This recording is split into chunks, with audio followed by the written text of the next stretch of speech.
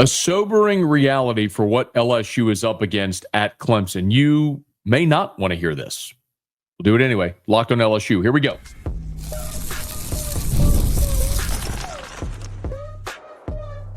You are Locked On LSU, your daily podcast on the LSU Tigers. Part of the Locked On Podcast Network, your team every day. Okay, let's get it. It is Locked On LSU, your team every day. I'm your host, Matt Moscona. Thanks so much for making us your first listen. We're free, available wherever you get podcasts, of course, on YouTube as well. So please subscribe. As always, one of the fastest ways to help us grow is by leaving your comments below. So thank you sincerely for that. A busy episode here today. Before we start, one quick note. If you're an everydayer, shout out. If you've been following our practice reports, when this goes live Tuesday, we are supposed to have LSU media availability, but there's been a change to the schedule. It's actually really exciting. We will talk to Brian Kelly Tuesday after practice, but we do not have practice availability Tuesday any longer. We will not have practice availability Wednesday, Thursday, or Friday. However, the media has been invited into Tiger Stadium Saturday night at 7:30 Central Time to watch the Saturday night scrimmage. So I'll be there. And I'm very excited to see this team play scrimmage in Tiger Stadium 1 week before they play Clemson. And you better believe I'll have a react to that late on Saturday night. So we'll look for you there. Of course, when LSU takes the field in Tiger Stadium on Saturday, it'll be 1 week, almost to the minute, before they play Clemson in Clemson, South Carolina in the season opener. And Pro Football Focus on Monday released their preseason top 25. And as you probably guessed by the description in the title here, they have Clemson Tigers, the number one team in the country. And you may shrug your shoulders and say, Matt, who cares? You always say Pro Football Focus is a metric. It's not the metric, and you don't care about ratings. That's true. But I largely don't care about preseason top 25 rankings because it's all subjective. It's somebody who has a vote. It's their opinion. I've told you this many times before. Beat writers for a certain team. I'll consider myself, and I'm not a beat writer, but they know the team they cover deep, but have a surface level knowledge of everything else. So I know a ton about LSU. I can't tell you I know a lot about Arizona State or SMU or what Boise State brings back. I mean, I can read some magazines and get some tidbits and returning starters, but I don't know everything there is to know about that. Just telling you very candidly. I don't know everything South Carolina added in the transfer portal this year. That's an SEC team that's on LSU's schedule. I have a pretty good knowledge of it, but not deep. So you shouldn't take my opinion at all on a top 25. I don't put out a top 25. I don't vote in a top 25. The difference with something like Pro Football Focus or when Las Vegas puts out their sportsbook ranking, their Vegas top 25, those are rooted in objective metrics. That's point spread value by Las Vegas to rate which are the best teams in the country. That carries far more weight because the only thing they care about is green. It ain't about your school colors, your band, where they went to school. It is all about setting lines to make money. Similarly with Pro Football Focus, this is an objective data point, metric-based overview of teams, offensive, defensive, special teams, to rank the 25 best teams in college football. And Pro Football Focus has the Clemson Tigers, the number one team in the country in the preseason. I'll read the very brief write-up that they have for you here. The 2023 season was the first time since 2010 that Clemson didn't win 10 games. That resulted in the Tigers' lowest preseason ranking in a decade entering 2024 at number 14. They got back on track last year, though, by winning their 8th ACC title in the past 10 years and thereby clinching their 7th playoff spot. Since Clemson brings back almost everyone from last year's squad, the program is the clear favorite to win the ACC and a top national championship contender. Clemson has PFF's best offense and third best defense heading in college football heading into 2025. Best offense in the country, third best defense in the country. You can shrug your shoulders and roll your eyes and I wouldn't blame you. But it is worth noting that Clemson returned 16 starters from a playoff team a year ago. And when you look at Clemson as a whole, there is an awful lot to like about this team. Cade Klubnik threw the third most touchdowns in the country a season ago. They returned 4 starters on the offensive line. They turned their top 3 receivers from a year ago. Basically, everybody's back on their offense except Phil Maffa, their great running back, and their starting tight end from a season ago. Defensively, they've got a new defensive coordinator in Tom Allen, and he's been everywhere. He's been in the SEC, he's been at Indiana, at Penn State, and last year, Wes Goodwin was the defensive coordinator, and despite all the talent, Clemson wasn't great defensively a year ago. Now, they returned TJ Parker and Peter Woods and DeMonte Capehart, and they added Will Helt from Purdue, and so they have Arion Terrell, AJ Terrell's younger brother, in the secondary is a potential All-American. They've got good, not great linebacker talent there. The thing that I can say about Clemson, though, to the contrary, is they were 64th in the country in yards allowed per play. And when it came to run defense, they gave up nearly 5 yards a carry, which is 90th nationally. So you're talking about a team that, despite the fact that they have really good talent, defensively was just not very good. Certainly not elite. But you return a bunch of guys that are projectable NFL draft picks and high draft picks at that. Meanwhile, offensively, Cade Klubnik was very efficient.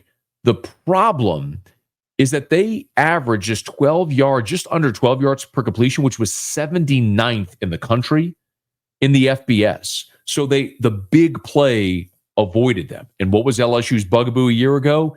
A lot of times it was allowing that big play, mostly on the ground. So maybe you could say that leans toward LSU.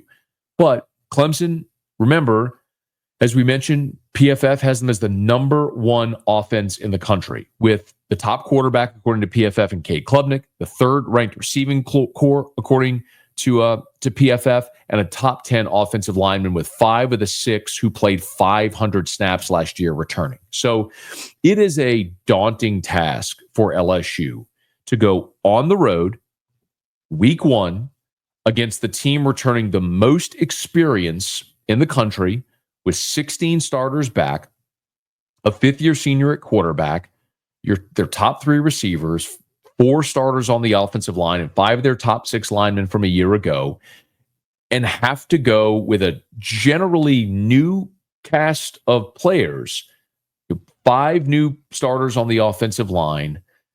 Obviously, all of the changes on defense for LSU, albeit adding a ton of talent via the portal. You have so many pieces that are going to try to fit together and gel for the first time, and having to do it against an experienced team on the road is an unenviable task. Here's my big question for Clemson. And between now and kickoff on August the 30th, I'm going to ask this a bunch. And only on August 30th will we probably get the answer. Maybe not even then. I want to know which Clemson is real. I want to know, is Clemson the Clemson that won the ACC, that went to the college football playoff, that had Cade Klubnik, who was threw for the 3rd most touchdown passes a year ago, with the dozen or so guys that are projected NFL draft picks, all that's like, is that the real Clemson? The Clemson that PFF ranks number 1 in the country? Or is the Clemson that scored 3 points against Georgia the real Clemson?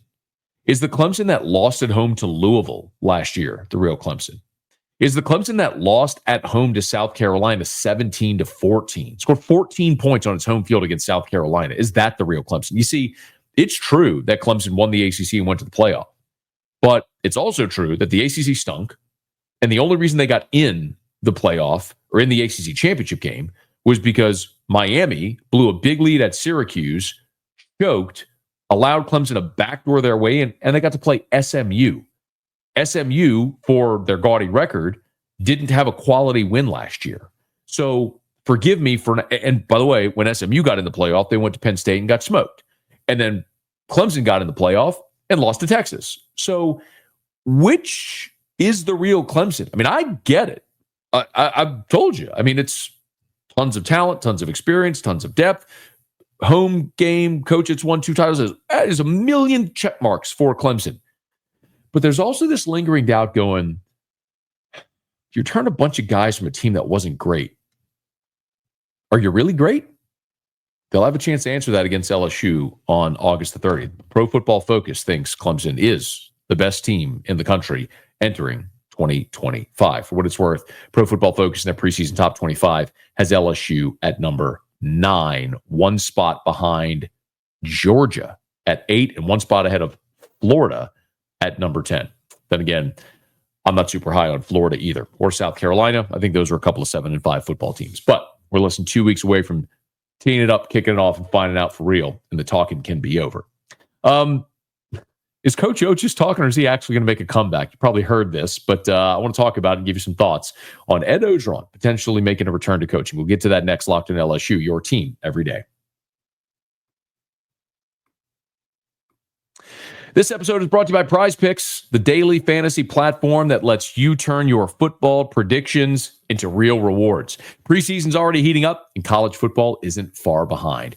Whether you've got your eye on big-name quarterbacks or breakout running backs, PrizePicks makes it easy to get in the game. So maybe you're excited to watch the LSU guys, Joey B., Malik Neighbors, Brian Thomas Jr. PrizePicks, it's simple to play. Just pick more or less on 2 to 6 player stat projections. If you get your picks right, you could cash in and win up to 2,000 times your money. And the flex play option is a total game changer. Even when one of your picks misses, you still double your money. Download the PrizePicks app today with the code LOCKEDONCollege to get $50 in lineups after you play your first $5 lineup. That's code LOCKEDONCollege to get $50 in lineups after you play your first $5 lineup. PrizePicks. Run your game. We're also brought to you today by DripDrop. DripDrop, been a pleasure to tell you about this great new partner of ours. And if you're trying to stay on top of your routine, whether that's workouts or long days on campus, staying focused through back-to-back classes, hydration is where it all starts. And that's where DripDrop comes in. DripDrop is doctor-developed and scientifically proven for fast hydration. It uses the perfect balance of sodium, electrolytes, and glucose to help your body absorb fluids quickly, delivering 3 times the electrolytes and half the sugar of the leading sports drink. Find your favorite flavor. Keep a few packets in your work bag, your backpack. It'll save you from that midday crash. And right now, DripDrop is offering Locked On listeners 20% off your first order. Just head to DripDrop.com and use the promo code LOCKEDONCollege. That's DripDrop.com, promo code LOCKEDONCollege for 20% off. Stock up now before the heat hits hard. It's been 4 years since Ed Orgeron has coached in college football, and that may change here soon. You might have seen that Coach O was a guest on Pardon My Take, which is part of Barstool. And in that interview on PMT, he hinted at the fact that he might want to coach again. Now, I don't have the permission to play this clip for you. So I'm just going to read the transcript of the quote from Ed Orgeron. He said, quote, "I think it's time. I'm feeling it a little bit," when asked if he wants to coach again. Quote, "I think it's time. I'm feeling it a little bit. I've got my boys settled coaching football now. It's been 4 years since I've been out, so I've got the itch again." So Ed Orgeron, who's 64 years old now at this point, hinting at the fact that he may want to get back into coaching. Now, I think there's 2 sides of this coin. Number one, if Ed Orgeron just wants to coach again, he absolutely will have the chance to do that. The question is, what kind of job does Ed Orgeron want? If Ed Orgeron fancies himself as a major Power 5 head coach again, that's simply not going to happen. Because I think a hire, whether it's a college football coach or whatever, I mean, maybe you own a restaurant and you're hiring servers or whatever the case may be, every hire you have to balance risk versus reward. I work at Guarantee Media in Baton Rouge. I'm the program director of our station, and I'm the publisher of LouisianaSports.net. I hire people all the time. A lot of them are entry-level part-timers, sometimes college students, or people that are trying to get their foot in the door in media. And you bring people on as part-time producers, and it's really an opportunity to see who's willing to grind and work really hard. So you give people a shot. And so I hire a lot, and it's really easy to hire quickly, but it's also easy to fire quickly. If people aren't doing what they're supposed to be doing, you give someone else an opportunity. But if you're hiring someone to be a major college football coach and you get it wrong, not only does that cost millions of dollars, but it can also cost the person doing the hiring their job. So, I mean, just consider what happened at LSU. Joe Oliva hired Ed Orgeron. Joe Oliva got fired, and LSU had to pay Ed Orgeron $17 million to go away. Now, I understand Joe Oliva was gone before Ed Orgeron was fired. Joe Oliva had his own set of issues. In my opinion, is the worst Power 5 athletic director maybe ever. From the Duke lacrosse scandal to everything that transpired with Will Wade, we could go on and on with his messy hires, the public relations debacle for the 2016 Florida LSU mess. He was just a horrendous athletic director. But the point being, there's no athletic director at a major power school that relies on its football program to be great that's going to hire Ed Orgeron as their head coach. However, there are many spots where Coach O would be an awesome option as a head coach, because what he will bring is immediate energy and notoriety and attention, in the same way that Deion Sanders getting hired at Jackson State, or Michael Vick being hired at Norfolk State, or Trent Dilfer being hired at UAB, or take it a step further, coaches who were successful at the Power 5 level, like Dan Mullen, who is at State, Florida, was out of the game for 3 years doing TV, now is the head coach at UNLV, which, by the way, they're investing a lot of money in their program at UNLV to be good. You could look at a guy like Terry Bowden, who was at Auburn, was out of coaching for a decade, got back in at Akron, and then ULM. Those opportunities were there. Larry Coker won a national championship at Miami, then he drove the bus off a cliff.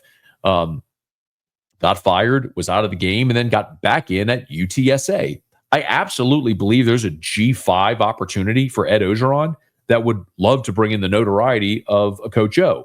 Maybe there's FCS opportunities in Louisiana. I mean, Northwestern State, his alma mater, would be they would be thrilled to have Ed Orgeron be their head coach. And there may be lower level Power 4 opportunities. I think of like when Les Miles got back into coaching and went to Kansas. Les was in his 60s. That was never going to be a long-term fit. And he ultimately did leave that program in a better spot for Lance Leipold than what Les inherited. So at 64, maybe that's what Ed Orgeron's looking for.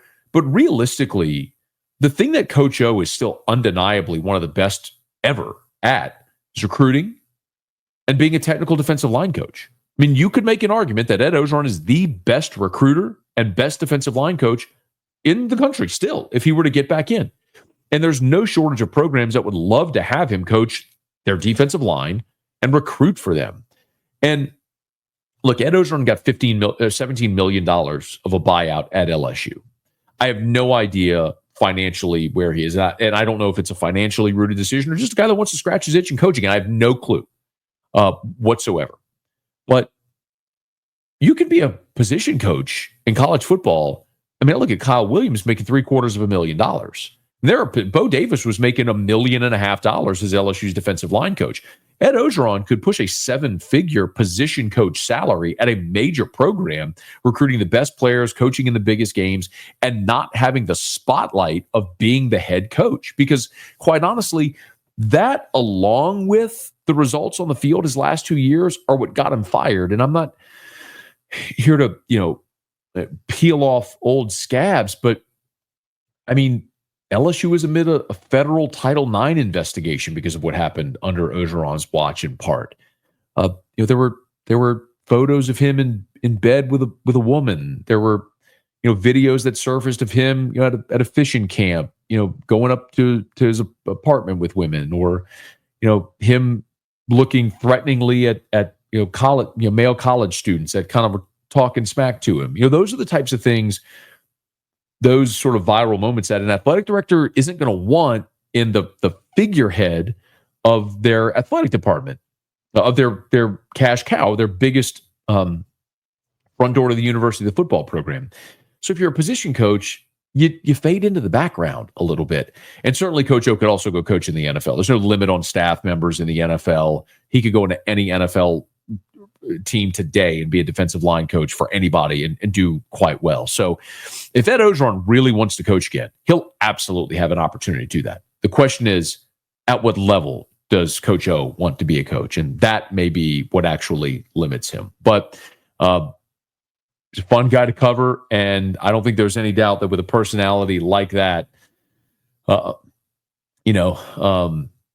somebody would be willing to take a chance on him. I just don't think it would be at the major college football level. Again, that ship has probably sailed, and forever we'll always look at 2019, that shiny trophy on the mantle, and look at it longingly and lovingly and be grateful for it.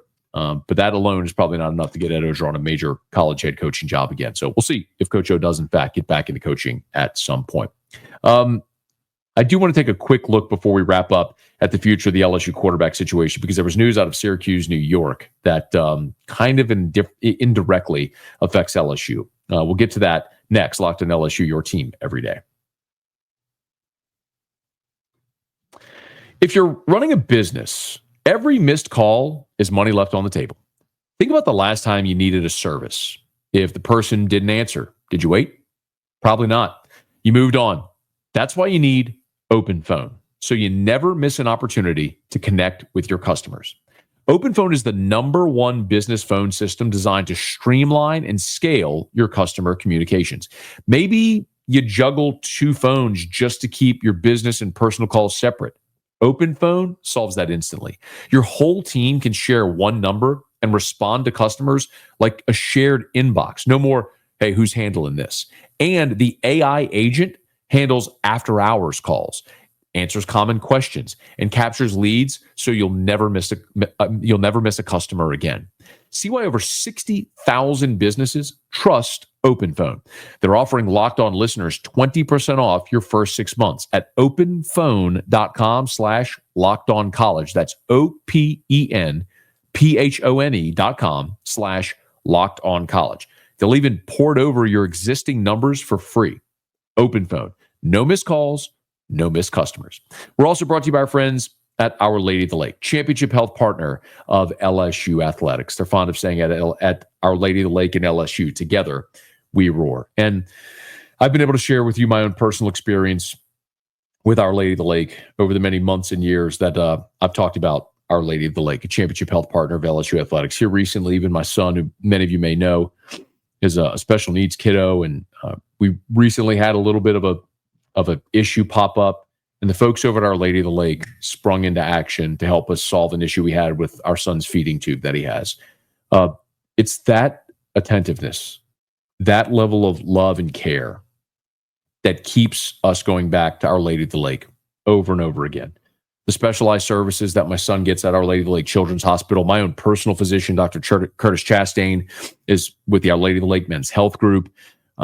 If it's clinics, if it's the Our Lady of the Lake Regional Medical Center, the standalone children's hospital, if it's world-class cancer care, heart care, stroke care, pediatrics, they do it all. It's Our Lady of the Lake. OLOLRMC.com/LSU. OLOLRMC.com/LSU to learn more. Our Lady of the Lake and LSU. Together, we roar. Hey, before we get out of here, you might have noticed that Rickie Collins, who left LSU and transferred to Syracuse, lost out on the Syracuse starting job, unfortunately. So Collins is from Woodlawn in Baton Rouge. After 2 seasons in Baton Rouge, the former 4-star played in 5 games. He transferred to Syracuse. And on April the 7th, coming out of spring ball, he was named the starting quarterback at Syracuse by Coach Fran Brown. Well, 2 weeks after that, Steve Angeli transferred from Notre Dame to Syracuse. Now, Angeli played in 21 games during his time. He's a redshirt junior, so he's entering his 4th year of college. He played in 21 games for Notre Dame. Most notably, he had a series at the end of the first half in that playoff game against Penn State, where he led Notre Dame on a scoring drive. Well, Angeli and Rickie Collins had a battle this fall for the starting job, and Fran Brown on Monday announced that Steve Angeli had beaten out Rickie Collins for the starting job. So it's disappointing for the Baton Rouge native and the former LSU Tiger, and I can't help but think about LSU's future at the quarterback situation and how different it might be had Rickie Collins stayed. Now, at this point, it's crying over spilled milk. And maybe if Rickie Collins had stayed, you don't go into the transfer portal to get Michael Van Buren. But the reality remains LSU after 2025 will have two scholarship quarterbacks on the roster in Michael Van Buren and Colin Hurley. That's provided both stay for 2026. You didn't sign a quarterback in the class of 2025 after Bryce Underwood's flip. You don't have one currently committed for 2026. LSU is going to have to add two scholarship quarterbacks. Now, is it a portal player like A.J. Swan that's just someone with some experience? Or are you going after a starting quarterback like Jaden Daniels? Not a Heisman winner, but remember, Daniels came to LSU not thinking he was going to be a Heisman winner, but a guy that had started for 3 years at a Power 4 school and could maybe bridge the gap to whatever is next. At the time, we thought it might be Walker Howard. But how the tables may turn in the wild, wacky world of college football and the transfer portal as it is right now. But what we do know, Garrett Nussmeier is arguably the best quarterback in the country in 2025. And nobody knows what LSU's quarterback situation is going to be in 2026. And nobody knows what the future might hold for Rickie Collins either. So tough break for Collins. We'll see if he gets his shot at some point this year up in Syracuse. Okay, that's going to do it for us. Thanks so much for making us your first listen. Remember, if you are listening on podcast, please subscribe on your favorite podcast app. Rate us, leave a review. If you're on YouTube, smash that like button, subscribe to the channel, and hit the bell so you're notified whenever we post a new video. And let a friend know if they love the Tigers. We got you here every single day for Locked on LSU, your team every day.